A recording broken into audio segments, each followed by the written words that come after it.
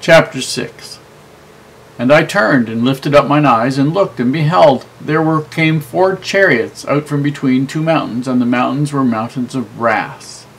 In the first chariot were red horses, and the second chariot black horses, and the third chariot white horses, and the fourth chariot grizzled and bay horses.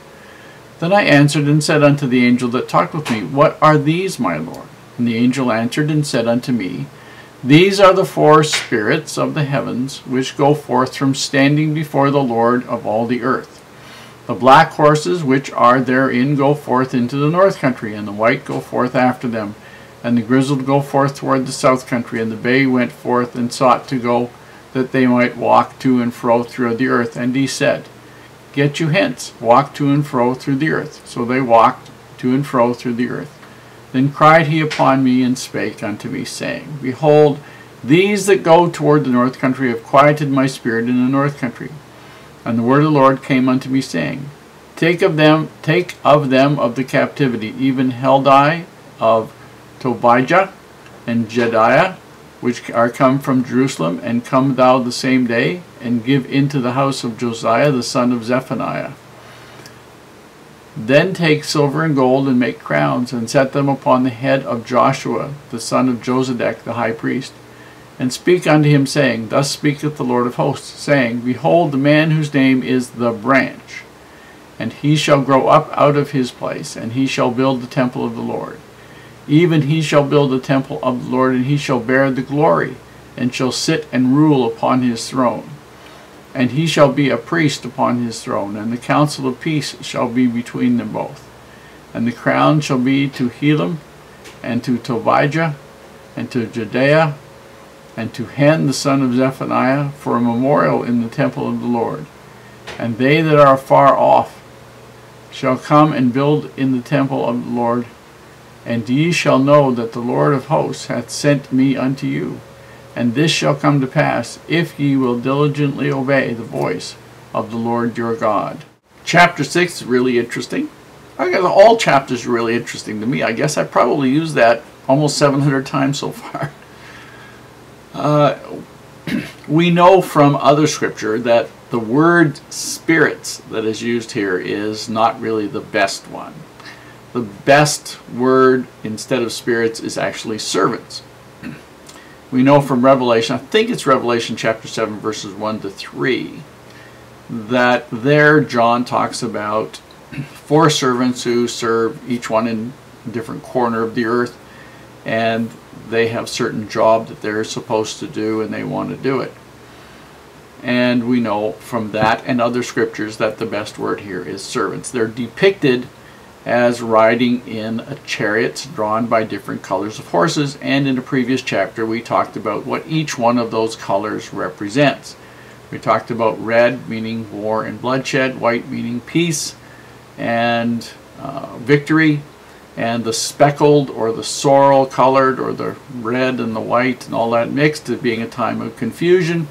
Here we have the 4th color, which is black, which is symbolic of death and mourning. And each of these servants has been assigned to go to a certain area, do a certain thing, in making come to pass a plan of the Lord for that particular area. That's really all that this tells us for. It talks about 2 mountains made of brass. Now we know that according to the tradition there will be a place where the Lord will judge Israel. Not Israel as the northern 10 tribes, Israel as the whole 12 tribes. And the symbol of the brass, because the mountains are not made of brass, the symbol of the brass is used in Hebrew literature as a symbol of firmness, things that can be counted on and relied upon. And so, for instance, as an example, one of the mountains could be symbolic of the law. The law would be firm and could be counted on. It would apply equally to everybody.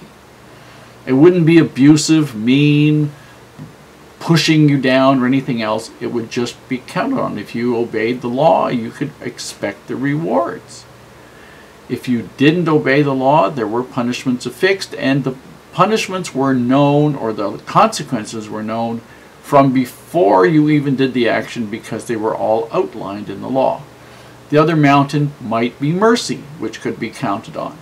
And know that if you had repented, even though you had done things that were wrong, if you thoroughly, honestly, sincerely repented, that mercy was equally firm and could be counted on and could be relied upon.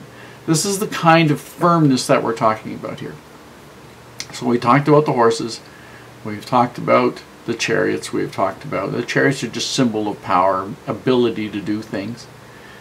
In war, they were considered, the horses and chariots were considered instruments of war because they were very powerful, and armies that had lots of chariots could win, could be victorious. They could do things, they could accomplish things, much more so than just a few men could. And so in Hebrew tradition, chariots are symbols of empowerment, ability to get things done. Now the verses 9 through 15, we're talking about a messianic type.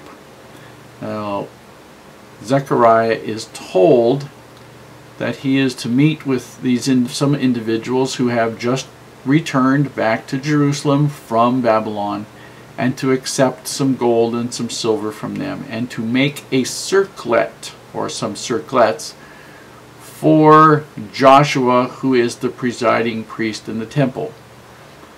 Now, a circlet would be sort of like, I don't want to use the wrong words here, a type of part of a crown. Usually a circlet was the part that didn't have any covering over it, didn't have any fabric over it, didn't have necessarily any big jewels or anything sticking out. It was sort of like the base part of a crown, and it usually was only partially around the head rather than that around the head all the way. It didn't have anything sticking up in it, as you often see with some of the British crown jewels and others. You know, they have these great big things sticking out of it on which, well, there'll be jewels on the end or whatever, but it was more something that was just small.